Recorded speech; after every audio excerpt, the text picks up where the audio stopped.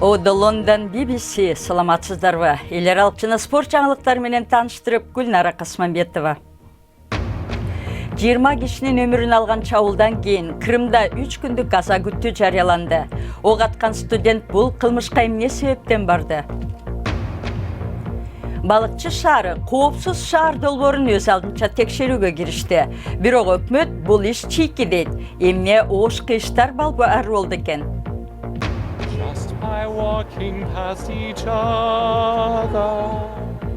Сейил паркына айланган темир жолдогу Нью-Йорк операчылары алган бийик ноталардын добушу.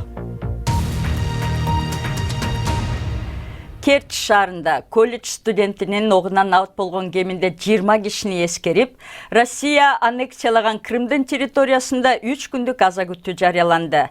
Чабуулчунун себептери белгисиз, ал кийин өз өмүрүн кыйган. Политехникалык колледжде орун алган кырсыкта каза болгондорго Крым аза күтүүдө. 4 жыл мурун Украинадан Крымды аннексиялап алган Орусия курман болгондордун ыйманына гүлдөрдү үйүп койду. Бул трагедия эки тарапты тең ден дароо кылды. Жагдай кандай өөрчүгөнүн азырынча эч ким так айта албайт. Имараттын ичинде кеминде бир катуу жардыруу болду. Андан соң кол салган киши бөлмөлөрдү кыдырып студенттерди бутага алып ок чыгарган. Акыры өзүн өзү атып өлтүргөн. Ошол колледжде мугалим болуп иштеген бул аял көп жаш балдардын сөөгүн көргөнүн айтты. Ал окуяны чыныгы террор болду деп сүрөттөдү. Бирок Орусиянын бийлиги бул окуяны алгач теракт деп атап, кийин аны массалык түрдө киши өлтүрүү беренесине которду. Тергөөнүн версиясы боюнча жардырууну жасаган 4-курстун студенти Владислав Росликов болгон. Ал бул каргашалуу кылмышка эмне себептен барганы аныктала элек. Бирок ок чыгарган бала окуган жайын жек көрө баштаган деп айтылууда. Киев шаарында сүйлөп жатып, президент Петро Порошенко каза болгондорду украин жарандары деп атап, жана чоң трагедия болду деп айтты. Бүгүн эртең менен президент Путин каза тапкандарды эскерип, 1 мүнөткө аза күттү. Бейтапкананын сыртында балдары жөнүндө кабар күтүп үй бүлөлөр турду. Дарыгерлер аты жөнү аныкталбай 4 жаш бала оор абалда жатканын билдирди. Орусия колдогон Крымдын расмийлери куралчан киши жалгыз болгонун тастыктады. Эң негизгиси анын бул кылмышка эмне себептен барганын аныктоо. Ал киши эмес, айбан. Колледждин директору кылмышкер ар дайым өзүн тынчалап жүргөн, катуу сүйлөгөн жакшы окуучу болгонун айтты. Кылмышкер өзүнүн өмүрүн өзү кыйган. Мен анын сөөгүн көрдүм. Кыргызстан балыкчы шаарынын мэриясы коопсуз шаар долбоорун өз алдынча даярдап текшерүүгө киришкенин билдирди. Бирок өкмөт бул иштин чийки жактары бар экенин айтууда. Мындан улам айрым маалымат каражаттары өкмөт балыкчыда башталган ишти токтотту деп жазып чыкты. Статистика боюнча өткөн жылы балыкчыда жол кырсыгынан 5 киши курман болуп, 29 киши жаракат алган. Мэрдин иш бөлмөсүнө баш бактык. Чын айтканда акча чогултуш эмес, кырсыктарды азайтуу, токтотуу болуш керек. Муну биз жалгыз өзүбүз да кыла албайбыз. Центральный системага кошулушубуз керек. Бул жерде мен ойлойм, ушул биздин өкмөт дагы ушуга жардам берет. Парламентте сүйлөп жатып, тармактык комитеттин төрагасы Бакыт Шаршембиев балыкчыдагы иш толук кандуу эмес деп сыпаттаганын маалымат каражаттары жазды. Жолдо жүргүзүп бузуп кеткен болсо, алар кайсы база данныйдан таап талондорду жөнөтөт. Видеокамераны коюп коюш, бул аны техникалык иш катары көрүш керек. Ичиндеги системасын тууралаш деген маселе бар да. Өкмөт менен шаардык мэриянын ортосунда коюлган жабдуулардын сапаты менен функциясы боюнча эки ача ой бар экени анык болду. Бирок эки тарап тең бул ишти андан ары жылдыруу керек деген пикирде тургандай. Мамлекетте жүргүзүлүп жаткан коопсуз шаар системасын түзүүгө шайкеш келген ошондой оборудованияларды коюп иштеп жаткан болсо, бул андан жакшы. Аларды токтот, мындан ары жасаба деген эч кимден андай буйрук жок, болгондо эмес, болбойт дагы. Кыргызстан 6 жылдан бери эле коопсуз шаар долбоорун ишке ашырып, жолдогу өлүм житим, кылмыштуулукту кыскарта турганын айтып келе жатат. Абдыбек Казиевтин баяндамасын көрдүңүздөр. Лондон BBC эми күндүн башка кабарлары.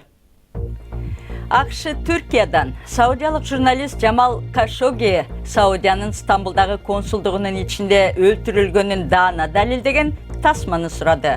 Бирок Түркияның өкмөтчүл гезетте Анкара ал тасманы азырынча бербейт деп жазды. Сауд бийликтери имиштерди четке кагууда. Twitter чет өлкөлөрдөгү саясий пикирге таасир этүүнү көздөгөн Россия жана Иран артында турат деп болжонгон аккаунттарга 10 миллион твит чыгарды. 4000 аккаунт Россиянын интернет пропаганда агенттигине, 800 аккаунт Иранга таандык экени айтылууда. Испаниянын эң белгилүү туристик жайларынын бири Барселонадагы ыйык үй бүлөнүн чиркөөсү 130 жылдан ашын имарат салыгын төлөбөгөнү үчүн шаар бийликтерине 41 миллион доллар төлөп берүүгө макул болду. Бул акча коомдук транспортты жакшыртууга жана эстеликтердин тегерегин оңдоого жумшалат. Укмуштуудай көрктүү чиркөө дале курулууда. Негизги имаратты 2026 жылга чейин салып бүтүрүү планы бар. Нью-Йоркто мурдагы темир жолу Хайлайн аттуу паркка айландырылган. Ал учурда Манхэттенден эң популярдуу сейилдөө жери болуп саналат.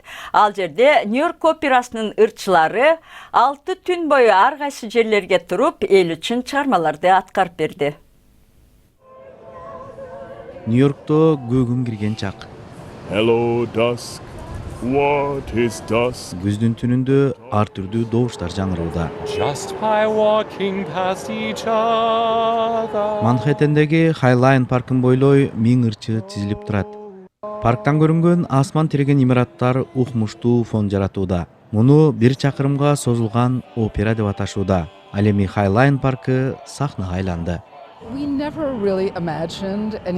Биз мындайды такыр күткөн эмеспиз. Жыйынтыгы кандай болоорун билбей ишке кириштик.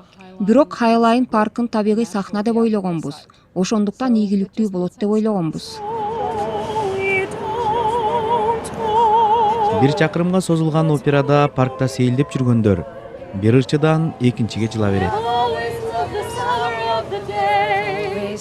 Кечки саат 7-де башталган опера шаар өтмүшүнүн баянын чагылдырат. Анда Нью-Йорктун тургундарынын турмушу тууралуу ырлар жаңырат. Опера калаадагы көйгөйлүү маселелерге токтолот. Мисалы мурдагы эт комбинатында иштегендердин району өзгөрүп, аймактагы курулуштан улам баалар өскөндүктөн көптөр аргасыз көчүп кеткени тууралуу ыр. Операга 5 райондон келген ырчылар катышууда. Алар бир нече ай бою өз алдынча даярданышкан. Парктагы сахнадан бир гана көктөрген имараттар эмес, айланадагы унаа поездердин үндөрү угулуп турат. Бирок бул операнын максаты гымгуут шаардагы үндөрдү музыка менен коштоо болуп саналат.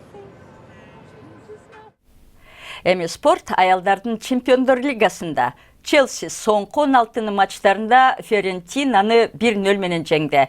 Жалгыз голду пенальтиде Карен Карни киргизди. Америкалық бизнесмен Шахид Хан англис футболунун мекени Уэмбли стадионун сатып алуу аракетин токтотту. Стадионго эйлик кылган англис футбол ассоциациясынын кеңешинин бир нече мүчөсү каршы чыккан соң, Фулам футбол клубунун ээси Хан Уэмблини сатып алуудан баш тартты. Жаңылыктар соңунда абдан зээндүү бир аю жөнүндө айтып берейин. Ал Америкадагы West Boulder аттуу тоолуу курортто камерага тартылып калыптыр. Аю ээси эшигин жаппай калтырып кеткен унага баш баккан.